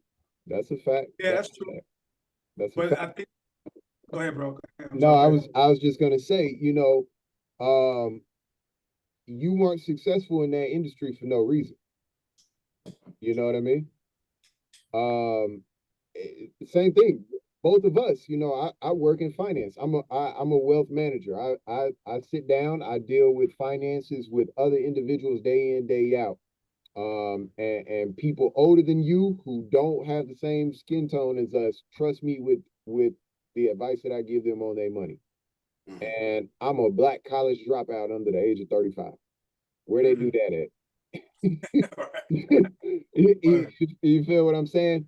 Yeah. So taking what I do day in, day out and bringing that information back to the community, because I know I'm not successful in this space for no reason. Okay. So let me create a platform that puts out the proper information, and those who attract to it. And I met this brother at just in an interesting location, but was able to have the conversation with him where it's like, oh man, we connected. We gotta, boom, let's do this. You know what I mean? And now Right. look, you here. Mhm. You see what I'm saying? So if you start to pull on that thread right there of, let me go down, I can turn my knowledge into income, right? And I don't need everybody. I don't need everybody. We talk about passive income. If you can get 10 people paying you 20 bucks, 25 bucks a month to learn your sales tactics, or understand how you approach selling, or how do you profile a customer and make that customer feel at ease, and whatever the case, that alone, that's passive income, and you build on that. Right now, this recording is going to go up on YouTube. It's going to live forever on YouTube. And Right. you got people out here making in profit off of you. It's so many ways. It takes consistency. It takes a little bit of ingenuity. But the last 15 years, you've been building up your specialty. And the crazy thing is when you know even 1% more than somebody else, when you're just one page further in the book than they are, they Mhm. treat you like an expert. Yep. Can I So, add to that too? yeah. Okay, bro. No, I was gonna say is another thing is KYC. When you know your customer, who you're going after. Like for me, I think I might have mentioned this earlier, is that anyone can come out and talk about finances. Man, we get all excited about changing credit scores and dealing with credit reports and all that stuff. We can get all excited about that.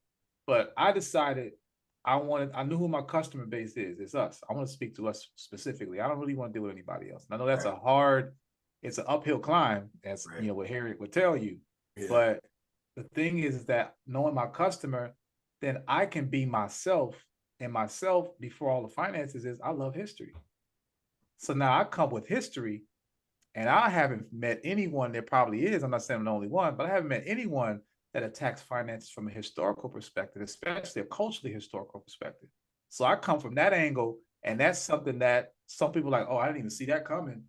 And you can hook them that way. So it's really about knowing the niche, who you want to go after.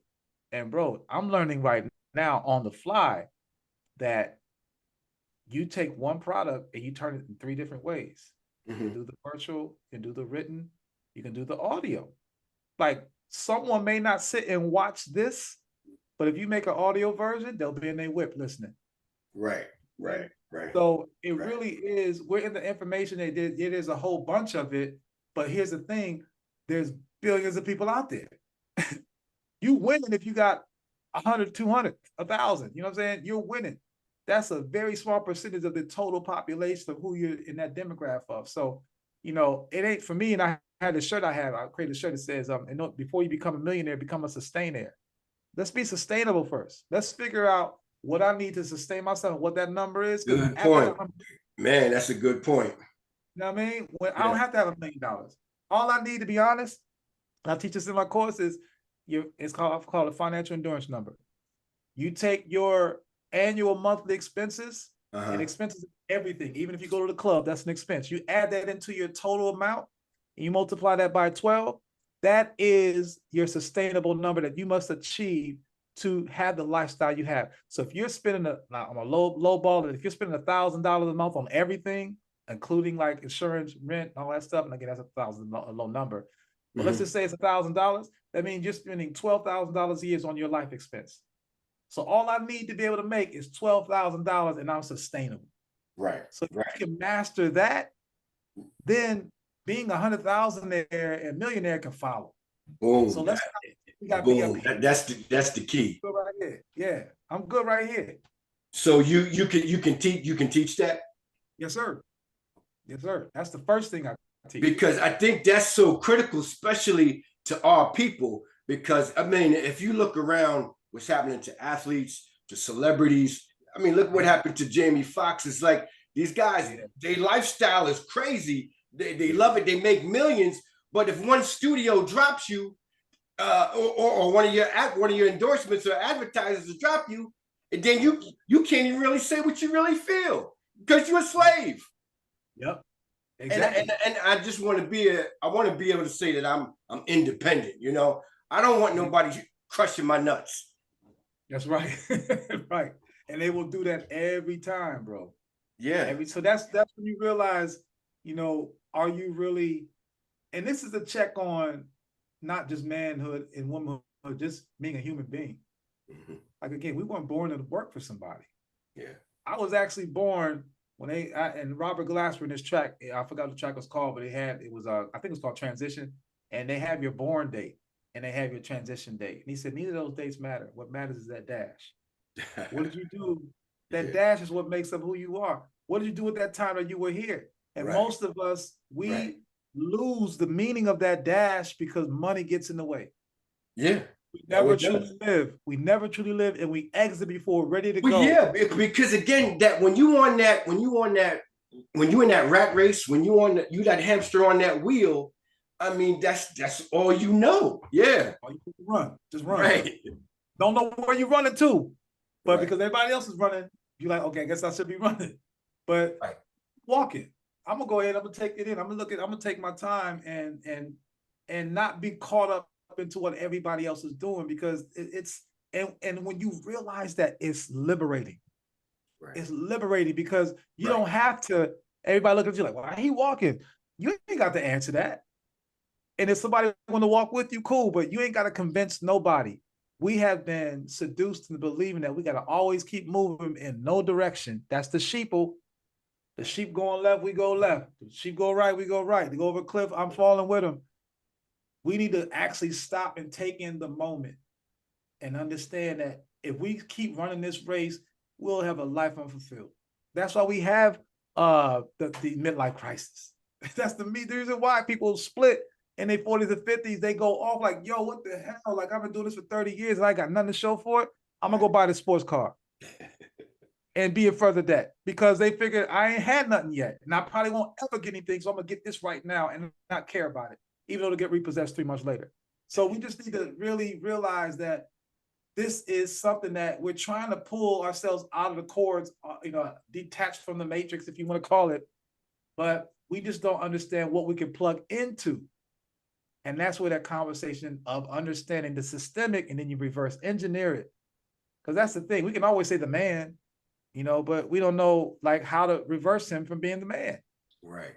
And that's where it comes, is having that conversation, educating, liberating, communicating, dialogue with people like us, and not being afraid to be vulnerable, because we all victims in it. Right.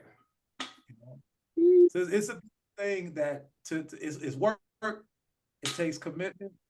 It's going to take, because your own self is going to doubt sometimes, because you are a nomad right now. And then a lot of people, your loved ones ain't going to get it.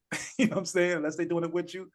But in the end, it's you got to be selfish in this piece about trying to win your mind back and winning your time back. So when your time is back, then they'll be like, oh, word. Because I surpassed 6 years from working for somebody in March. And people, oh, you word? How's that going? I said 6 years and counting. Word? I'm like, yeah. Like, don't be surprised. You know what I'm saying? Like, get on board. Right. Forget you could have been with me 6 years ago. Right. So, but I gotta come back to channeling my Harriet Tubman and realize you can't save everybody. Right. Even though I would love to. But for those that want to get down, let's get down. That's all my mentality is. Let's work with those. Let's build a tribe. Let's do it. Hey, brother, it's no coincidence what you got up on your wall right above your head in the back. It's no yes, sir. Coincidence. Yes, sir. Coincidence is a made-up European word. Let's just put it like that. Yes, sir. Yes, sir. It's no coincidence you got that up, because that's where it starts. Like he's saying, is like you look to your left, look to your right, everybody running. It's like, hold on, that is the mindset shift. That is the wake up. And then it's just okay, what are the steps? But I'm up now. Mm-hmm. So I encourage you to tap in with this brother. As you can see the information that he bringing to the forefront. He walking it, he talking it, he living it. Yes, sir. Being with him. The private conversations that we've had, even outside of what we did here tonight on the live, man, he's solid. He's solid. So definitely tap in with this brother. And if you're looking for just more financial literacy in general, I got more videos up on the YouTube channel as well. Just check out the Black Wealth Blueprint. But I strongly encourage you to tap in with this brother and walk out those steps, man. It's gonna shift your life. Okay. With that said, we're gonna wrap this one up. I appreciate everybody who is watching in the future. Thank you so much for your time, for your presence, for your attention. And Webe, thank you for your energy. Gerard, thank you for your presence, for your questions, for your energy that you brought to this, for your hunger, for your mindset, man, for your mindset. Because what you did was you asked the questions that other people who don't have the chance to speak to us in a setting like this, they're going to be asking those same questions. And so you verbalized and vocalized not only for yourself, but for people in the future. And so, you know, for that, man, blessings and gratitude. With that said, please follow the Black Wealth Blueprint. Follow Crypto Woke, and eventually Gerard gonna be coming out with his own course and platform as well. If y'all trying to learn your sales tactics. Peace and blessings, fellas. Peace and blessings. I love it. Absolutely. Thank y'all so much. We're gonna wrap that episode up on this one, and we'll be back with another Wealth Garden webinar. Peace.